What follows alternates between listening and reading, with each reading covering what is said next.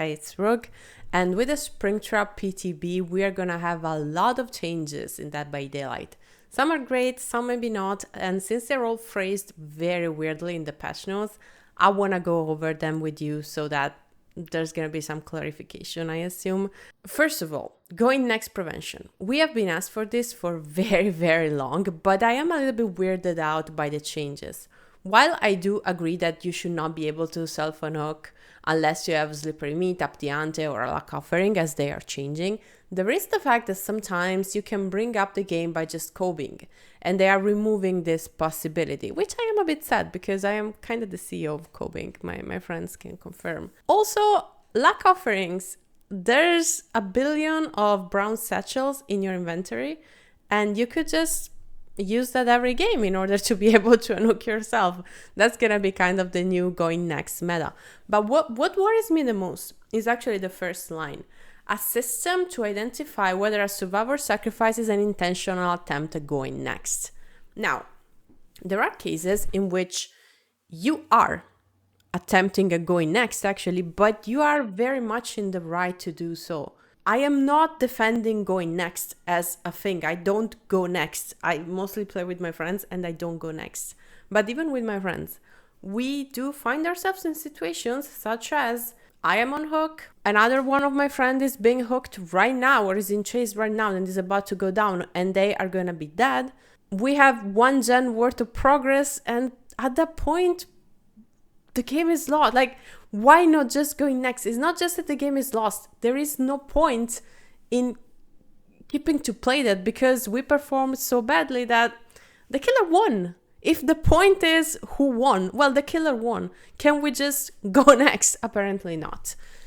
I think that is going to be flagged as going next and you will receive a penalty, which is stated here in the second line. This change is also not going to be present in the PTB, so I'm afraid it's just gonna go live.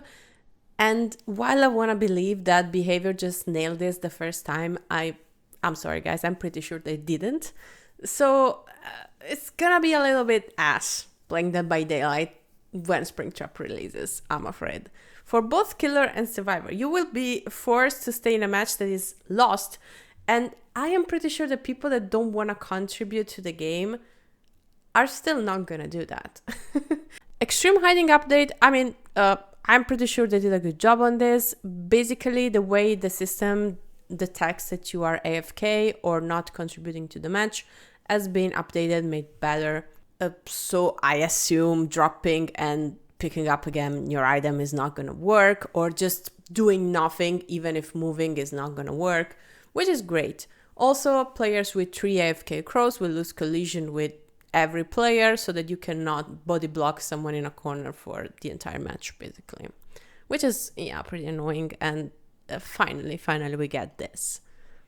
You will be able to spend a lot of blood points altogether. That is pretty fantastic, especially with the blood point cap being at 5 million. I often forget that they are there, and then I'm like, okay, now I have to spend 3 billion years spending these.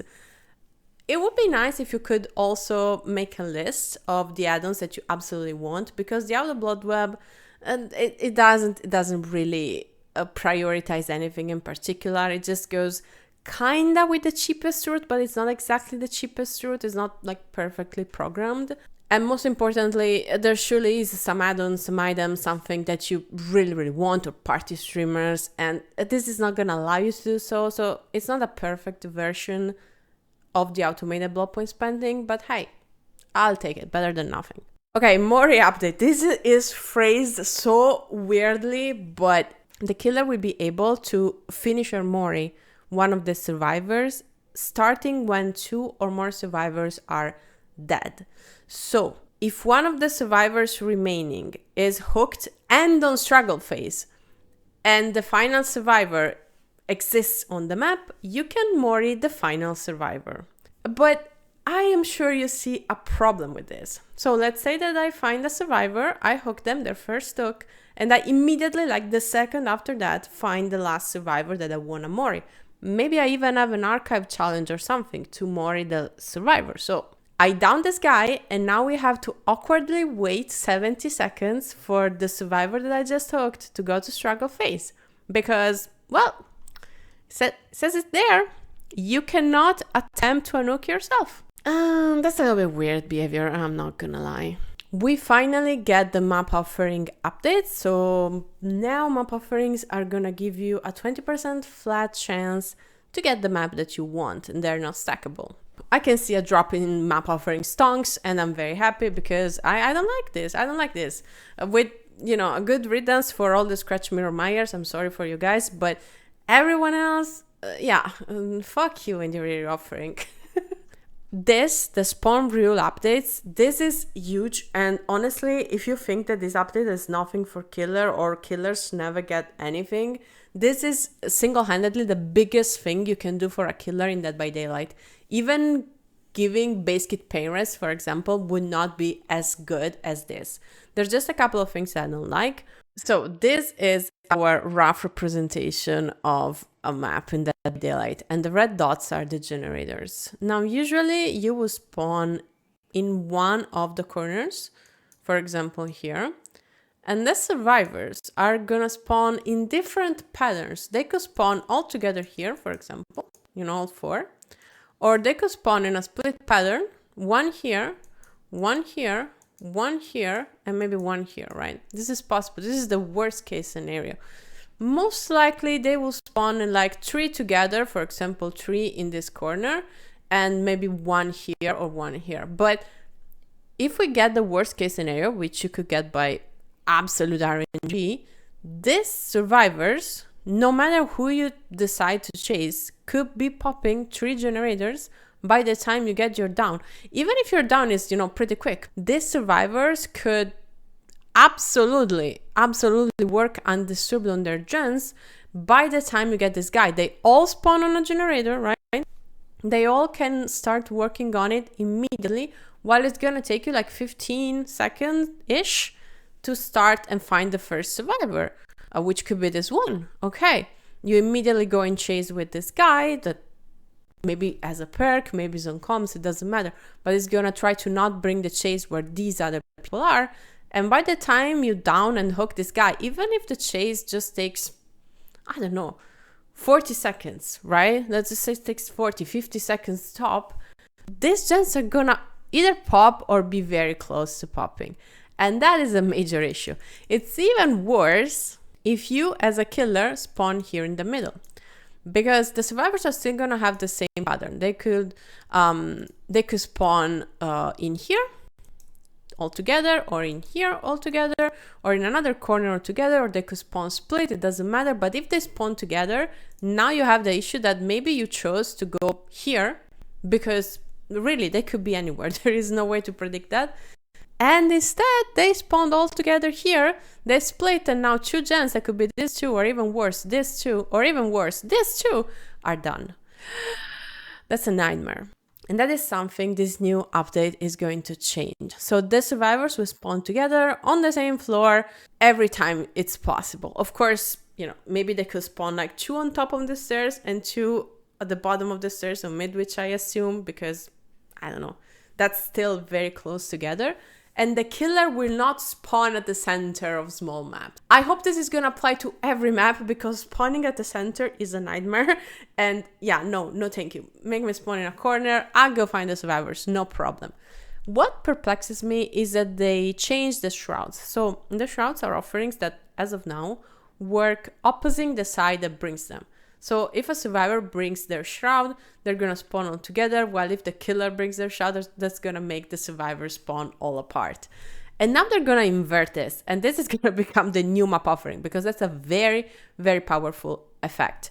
You can, as killer, bring your shroud that is now gonna contrast the offering that the survivors can bring, just as the hand can cancel a map offering. But still, I don't like this change. I don't think the spawns should be touched. This is a great change. Don't. We are also gonna have gamma adjustments, and I don't wanna hear anyone bitching about this. You can already do this on PC, and it's very nice that you can do this on console.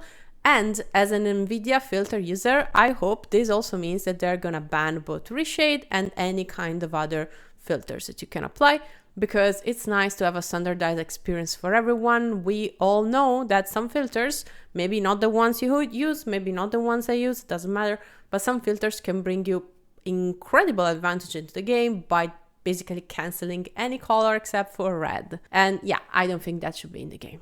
We're also gonna have some cool stuff. Custom matches are hopefully not gonna be the buggiest thing you've ever seen in your entire life. And they get some more spectator slots, some cool shit. I'm not super interested, but hey. And this is gonna bring to having game modes in custom matches, which is gonna be really cool. For example, to play Lights Out with your friends. The updates for these killers, the artist, the leak, I'm sorry, I cannot comment on this. They're not my mains and I don't want to say anything wrong about these updates, so fine. The only thing I'm going to say is, well, it's nice that you can now have your spells when you start the trial as Vecna, because that was really, really weird. I was really surprised to see this.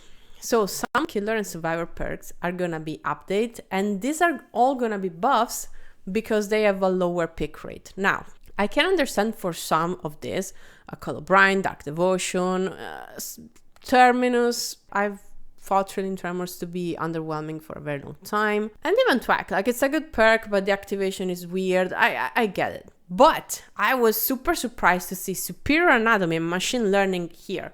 Superior Anatomy is one of those perks that can truly make or break a chase. And Machine Learning, okay, I am #1 user of Machine Learning in this world.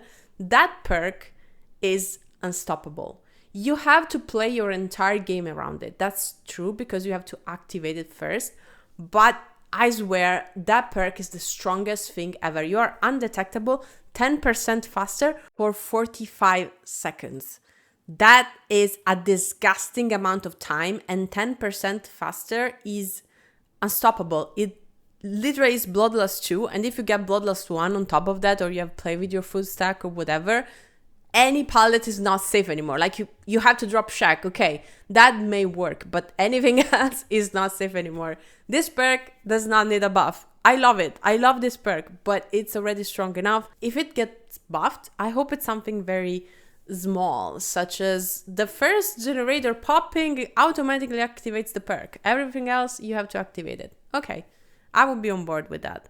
But just buffing Machine Learning is crazy. And the same goes for the survivor perks. I can see why some of these perks are low pick rate, but it's not because they need a buff. It's because, well, Botany Knowledge is straight up boring. It's a boring perk. It just makes you heal faster. That's it. That's what Botany Knowledge does. Yeah, I can see why people don't really use it a lot, because it's boring. You want a fun perk. Champion of Light, we already know what's gonna happen. It's gonna be buffed to 70%, which I think is fine. I can see why Counterforce, Desperate Measure, Empathic Connection are here. Even Exaltation, Light-Footed, it's not that it's a bad perk. It's just niche. It's a niche effect. It's good if you are healthy and want to do like palette saves, flashy saves. You just want to follow the killer. This perk does not need a buff. It just covers a very specific niche. Make the niche more popular. The perk is completely fine. Anyway, this is everything I think about this PTB, and I can't wait to play it and to learn Springtrap power. And of course, know what you think about these changes that are mostly very good, but a tiny bit controversial or hard to implement, and I'm not 100% sure it's gonna be done correctly.